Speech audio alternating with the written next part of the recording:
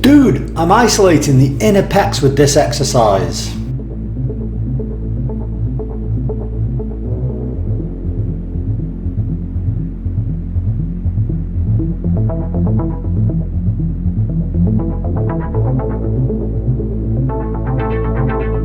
Now this is interesting because for many years bodybuilders have said that you can isolate parts of muscle that are only innervated by sort of one nerve supply.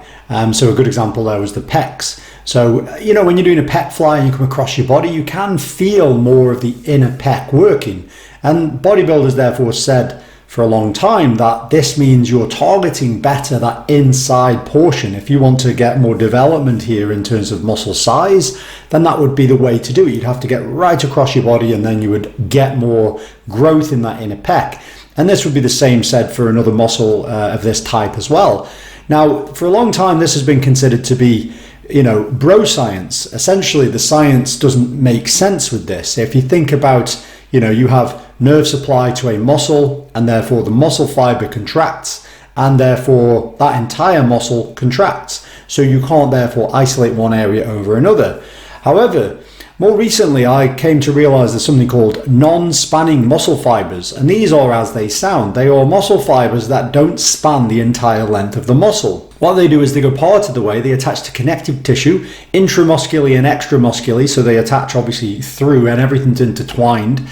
And therefore they can exert force to the other end of the muscle from that end of the muscle. So you could therefore have a contraction over here, which then exerts force across to this side, which then obviously creates a pull more across in the movement, and you feel it more on the inside. So you can get therefore certain ranges that may actually be able to sort of work parts of a muscle, and therefore maybe there is a way of actually biasing this muscle.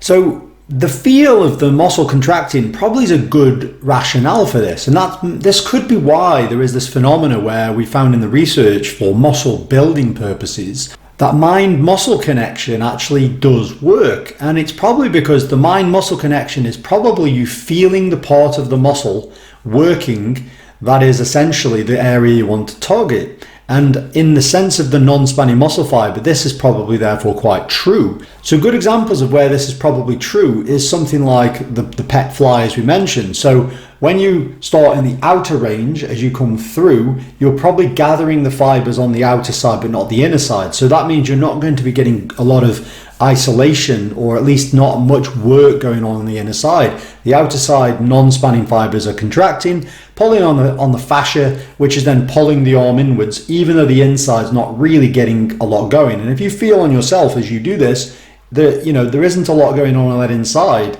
It's a lot more on the outside. If you just do that initial movement, that feels harder and this feels softer. But then as you come across further, then obviously the fibers contract more across the non-spanning fibers, and therefore as you get right across, you then do feel this hardening of the inside. And therefore, if you want to develop the inside, you've got to come across your body more. And that means, a normal typical fly on a bench isn't going to really do it, because at the top, where you're at midline, never mind past the midline, you're under no load there from that pec muscle. So you've got to think about cable, crossover, that type of thing. Another idea about another exercise would be something like the hamstrings. Now the hamstrings have got a two joint muscle, so they exert force over the hip and the knee. So if you do a Romanian deadlift, you feel higher in your hamstrings. You feel that working more, and that's because the hip area is the area that's actually essentially loading.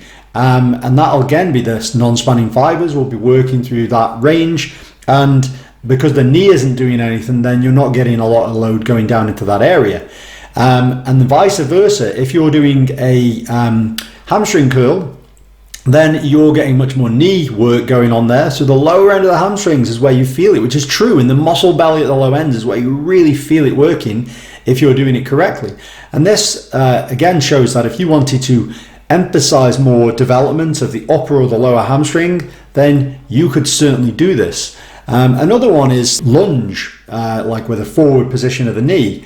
Obviously you're getting an awful lot of loading going over the knee area, and therefore you've got much more lower quads work, and you can feel that.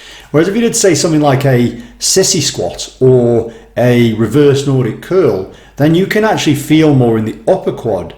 And again, this is because there's much more load coming down through that area. So this shows that effectively you're going to be able to bias, maybe not isolate, but bias and emphasize certain areas based on feel. So the mind-muscle connection is true. And it's because probably of these non-spanning muscle fibers where they contract, not in unison, they contract across the muscle as the ranges change throughout that load. So it's really interesting because it seems like the bro science may have been right all along, and it's actually real science. So anyway, that's it for this video, and I'll see you next time.